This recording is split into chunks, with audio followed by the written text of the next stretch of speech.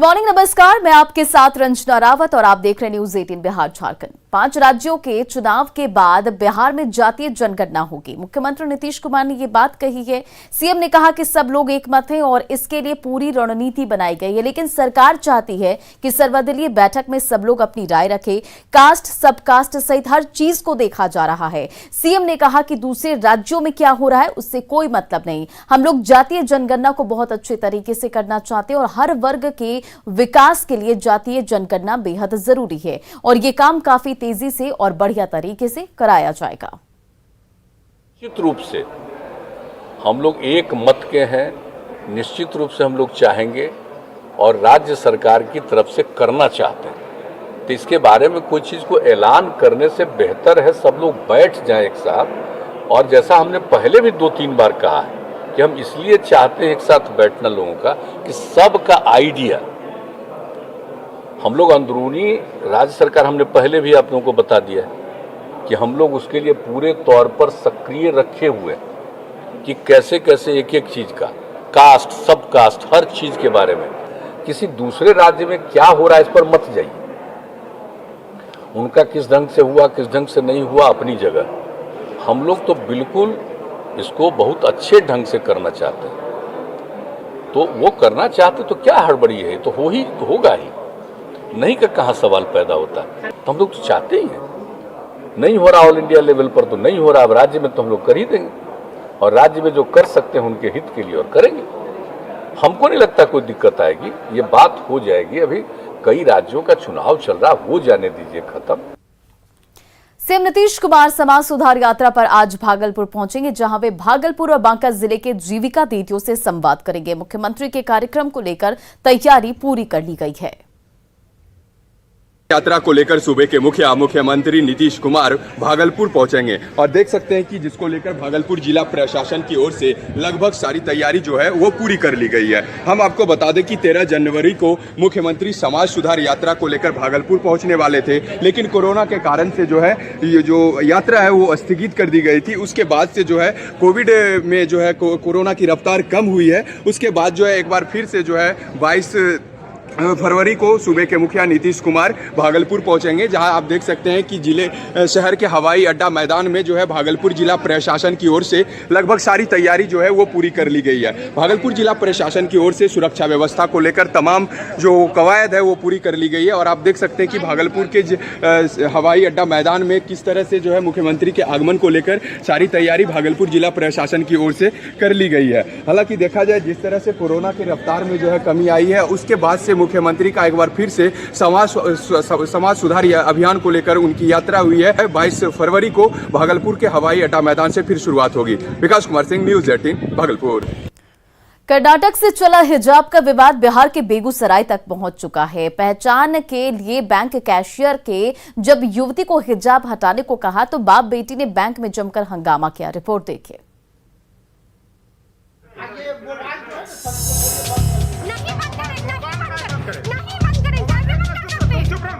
Mobile बंद करने की बात, आप चिट्ठी दिखा दीजिए आपको, या आप हमको लिख के पेपर पे दीजिए। नहीं बंद करेंगे, आप लोग का नहीं बंद करेंगे। कानून की बात करते हैं तो कानून के सामने चलिए। एक इंच आगे पीछे मोबाइल चालू है, हो रहा है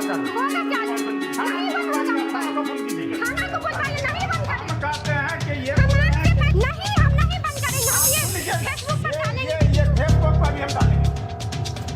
थाना जा रहे हैं, ये हमको चिट्ठी दिखा दें, जल्दी करके दें। वीडियो देख लिया आपने?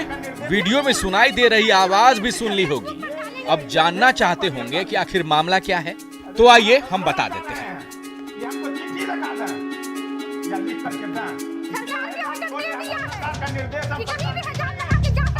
अभी आपको हिसाब खोल करके दिखाएं जब तक आप चिट्ठी नहीं दिखाएं। ये वायरल वीडियो बेगूसराय के मंसूरचक प्रखंड का है और इसे वायरल किया है एक बाप बेटी ने। इन दोनों का आरोप है कि जब लड़की यूको बैंक से पैसे निकालने गई तो कैशियर ने हिजाब हटाने के बाद ही पैसा देने को कहा। आज तक ये लोग किसी तरह का डिस्टर्ब नहीं किए। ये कर्नाटक से आए, कर्नाटक से आए, कर्नाटक से।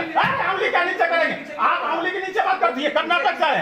कहते हैं कि तुम हिसाब खोलो तो पैसा हम देंगे। हम कहते हालांकि बैंक के मैनेजर का साफ कहना है कि ऐसी कोई बात नहीं थी। उपभोक्ता का सिग्नेचर मैच नहीं कर रहा था, इसलिए पहचान के लिए कहा गया था। फेसबुक पर भी हम डालेंगे।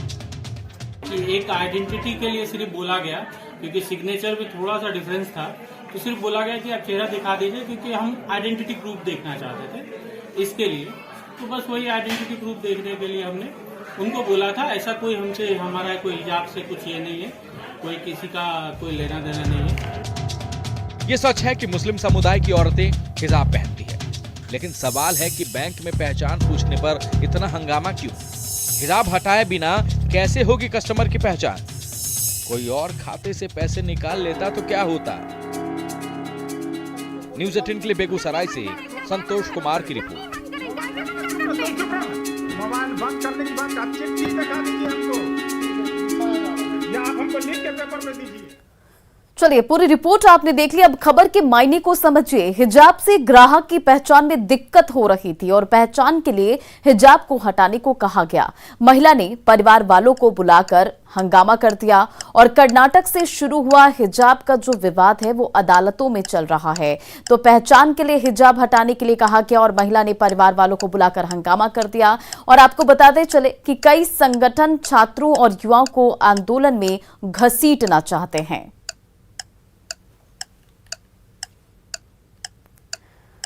और गोपालगंज पुलिस की स्पेशल सेल ने most wanted Vishal Singh gang के जयप्रकाश यादव को गिरफ्तार किया है, जो जेडीयू विधायक अमरेंद्र पांडे के करीबी 2 लोगों की हत्या के साथ ही 10 मामलों का आरोपी है। पुलिस उसे कलेक्ट्रेट से कोर्ट तक मार्च कराते ले गई। दे रही थी, पुलिस उनके खिलाफ भी कार्रवाई करेगी। ये भाग के राज्य से बाहर जाने की कोशिश में था और उसी क्रम में पकड़ा गया। और चूंकि ये आज सुबह ही पकड़ा गया है, तब से हमारी पूछताछ लगातार जारी है। इसके पहले भी चकमा देकर सर भागा था। इसके पहले इस ग्रुप के जो भी सदस्य रहे हैं, उसमें से लगभग आधे दर्जन सदस्यों को जेल भेजा जा चुका है। जेपी यादव ने अपने ऊपर लगे आरोपों को राजनीतिक साजिश बताया। 100% फंसाया गया। उस दिन हम यहाँ नहीं थे, हम दिल्ली में थे और मुझे साजिश के तहत फंसाया गया। आखिर क्यों कौन कर सकता है साजिश? विधायक पप्पू पांडे जो जेडीयू विधायक है, उसी का सब साजिश है। जेपी की गिरफ्तारी बताने के लिए काफी है कि अपराधी चाहे लाख शातिर हो, उसका आखिरी ठिकाना जेल की सलाखें ही होती हैं। न्यूज़ 18 के लिए गोपालगंज से गोविंद कुमार की रिपोर्ट। पटना में अपराधियों के हौसले कितने बुलंद हैं? गांधी मैदान से चंद कदम की दूरी पर एग्जीबिशन रोड पर पुल हथियार पर के बल पर बैंक के कर्मी की बाइक को अपराधियों ने लूट लिया और विरोध करने पर पिटाई भी की गई। हालांकि इस दौरान बैंक के कर्मी ने अपराधियों का पिस्टल छीन लिया और उसके बाद अपराधी वहां से फरार हो गए। फिलहाल पुलिस इस पूरे मामले की छानबीन कर रही है। मौके पर पहुंची सीसीटीवी फुटेज को खंगाला जा रहा है। अपराधियों ने मौकाए वारदात पर फायरिंग भी की है। था एग्जीबिशन पुल पे जैसे ही चढ़े थे ना, तो 3 लड़का आके और पिस्टल भी आके बाइक छीन लिया। वही। अच्छा, कहाँ जा रहे थे आप? घर जा रहे थे। तो कहाँ पे ये घटना घटी है? पुल पे कहाँ पे? जैसे ही पुल चढ़ते हैं ना, थोड़ा सा ढला नहीं होता है पुल पे, हाँ। वहीं पे घटना घटी है। क्या करते हैं वो लोग जब आपके पास आए? तो आए सीधा गाड़ी से हम धीरे धीरे जा ही रहे थे, तो आगे में गाड़ी रुकवा दिए, रुकवा के और पिस्टल भी आके मोबाइल पहले ले लिए, मोबाइल लेके फिर बोले कि बाइक दो, बाइक छीन लिए। उतने में हाथापाई हुई। हाथापाई होने के बाद थोड़ा सा ज्यादा हुआ, वो मारे यहाँ पे पेट पे, लेकिन उनका मैंने पिस्टल हाथ में ले लिया। तो वो तीनों फिर मेरा बाइक और वो दोनों अपना बाइक पे बैठ के चले गए। और खबर दानापुर से है, जहां फुलवारी शरीफ में अपहरण के मामले में मुंबई पुलिस ने एक व्यक्ति को गिरफ्तार किया है और पकड़े गए आरोपी का नाम शाहिद जमाल खान है, जिसे मुंबई के संगोली सोलापुर पुलिस ने गिरफ्तार किया है। पुलिस ने एफसीआई रोड से एक ट्रक को भी बरामद किया है। बताया जाता है कि 14 फरवरी को सोलापुर से संगोली थाने में एनसीपी प्रमुख शरद पवार के गांव के एक ट्रक ड्राइवर के अपहरण का मामला दर्ज कराया गया था और उसी को लेकर मुंबई पुलिस फुलवारी शरीफ पहुंची थी और शाहिद जमाल खान को गिरफ्तार कर लिया गया। फिर इन्होंने आया है, वो मिसिंग कंप्लेंट कराई है या अपहरण का, आई डोंट नो। उन्होंने हमको बोला कि चाबी किसके पास है? मेरे पास है। तो मैंने इनको दिया। इन्होंने बोला आपको मेरे साथ चलना है। हम कोऑपरेट कर रहे हैं इनके साथ जाने के लिए। जहानाबाद के मखदूमपुर में सरैया और कंसारा में एक युवक आपस में भिड़ गए और इस दौरान दोनों तरफ से जमकर पथराव भी किया गया। सब कुछ थाने के पास हुआ, लेकिन पुलिस मौके पर नहीं पहुंची।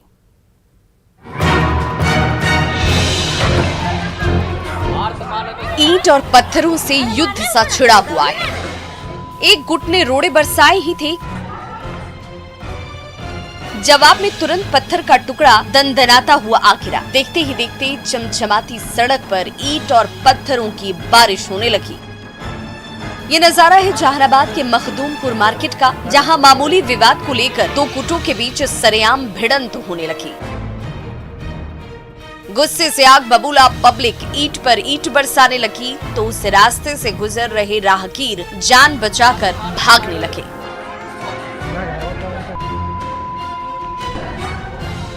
काउंटर पे आकर के तोड़ फोड़ करना और ट्रक का भी शीशा तोड़ा और मेरे घर का कांच भी तोड़ा। बहुत मना करते हुए के बावजूद मेरे स्कूटी को भी तोड़ दिया गया। रोड़ेबाजी से एक दिन पहले मखदूमपुर मार्केट की सड़क पर ओवरटेकिंग को लेकर दो बाइक सवारों के बीच झगड़ा हुआ था। इसी का बदला लेने के लिए दूसरे दिन सरैया और कंसारा के नौजवान लाठी, ईंट और पत्थर लेकर मखदूमपुर मार्केट पहुंच गए और विरोधियों पर पत्थरों से निशाना साधने लगे। कुछ ही पल में ईंट और पत्थरों की बारिश होने लगी।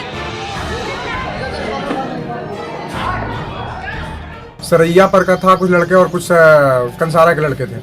अच्छा, प्लानिंग करके आया था सब? हाँ, लड़ाई तो रात से ही था उन लोगों का और सुबह में फिर प्लानिंग करके ये ऐसा काम किया। मखदूमपुर मार्केट की सड़क घंटों जंग का मैदान बनी रही। ईंट का जवाब पत्थर से मिलता रहा और पत्थर की चोट से लहूलुहान ग्रामीण अस्पताल के बेड पर गिरते रहे। राजीव रंजन विमल, न्यूज़ 18 जहानाबाद। और इधर सासाराम में शादी समारोह में फायरिंग का वीडियो वायरल हो रहा। तस्वीरों में साफ दिख रहा है कि एक व्यक्ति डीजे की धुन पर डांस कर रहा है और पिस्टल से फायरिंग कर रहा है। ये तस्वीरें आपके सामने।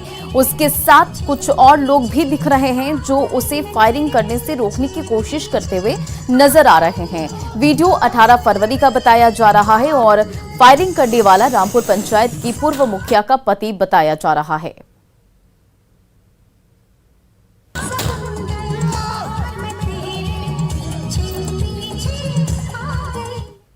बेतिया में एक व्यक्ति से मोबाइल और रुपए छीन लिए गए और जब पीड़ित व्यक्ति आरोपी के घर पहुंचा तो उस पर ईंट और पत्थरों से हमला किया गया। मामला बसवरिया मोहल्ले की है। तस्वीरें आपके सामने। तस्वीरों में आप देख सकते हैं कि एक व्यक्ति पर के घर पर छत से ईंट फेंका जा रहा है और जान से मारने की धमकी दी जा रही है।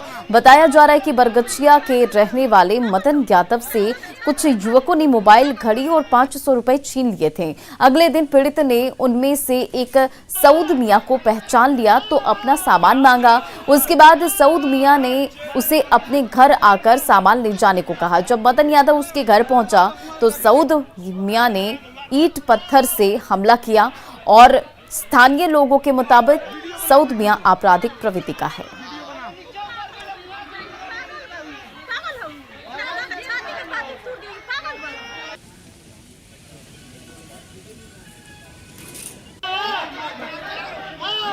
और जहानाबाद में पटना गया लाइन पर बड़ा हादसा होते होते टल गया। बताया जा रहा है कि गया से पटना जाने वाली पैसेंजर ट्रेन जहानाबाद से पटना के लिए खुली थी। कुछ किलोमीटर आगे सलेमपुर के पास अवैध रेल फाटक पर एक कार फंस गई।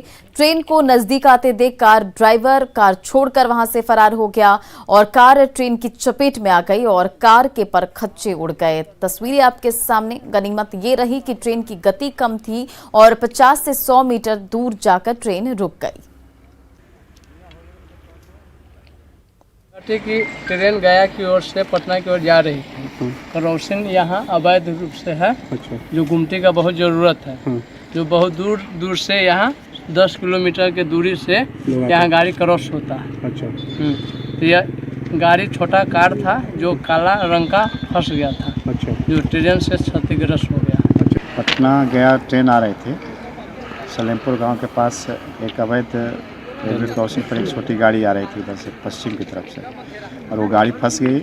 उसके बाद 20 मीटर के बाद वो गाड़ी बंद हुई, ट्रेन बंद हो गई। फिर हम लोग आए, ग्रामीणों के सहयोग से गाड़ी को हटा दिए, छोटी गाड़ी को, और ट्रेन चली गई।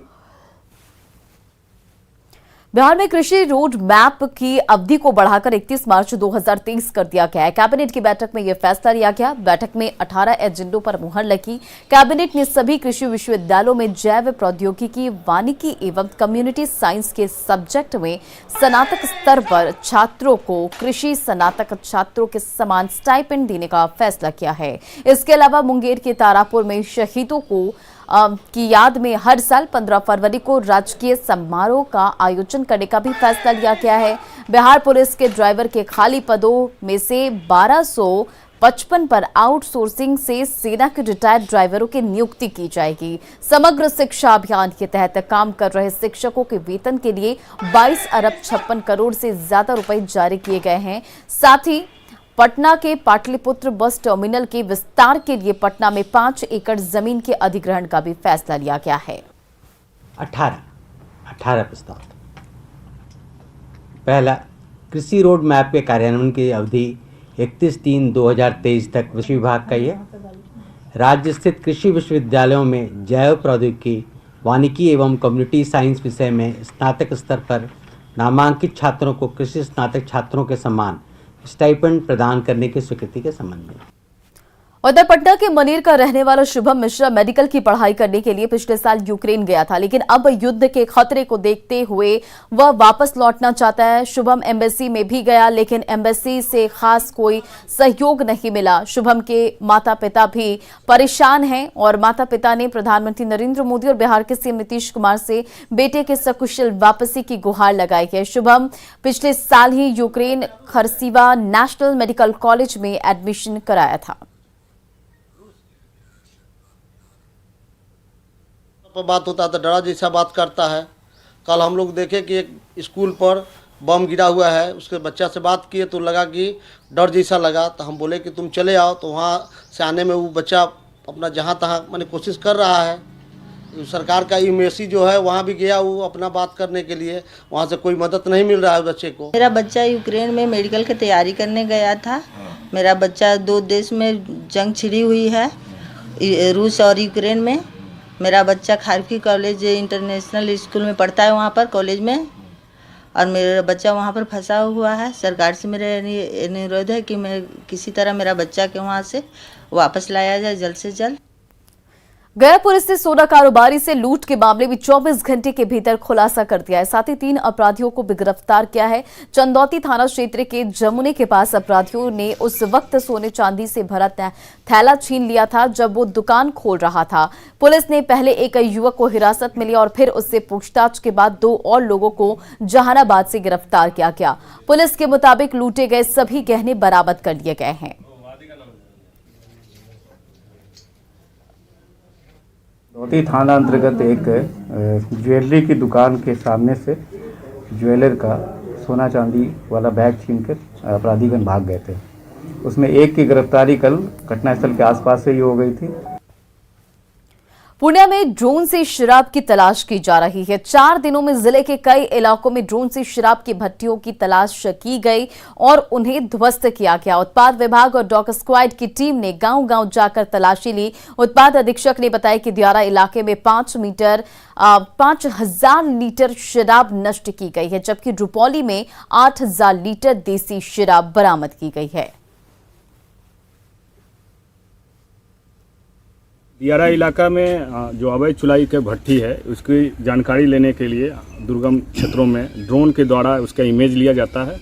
उसके बाद हमारी टीम जाके उसको छापामारी करती है और उसको शराब नष्ट करता है।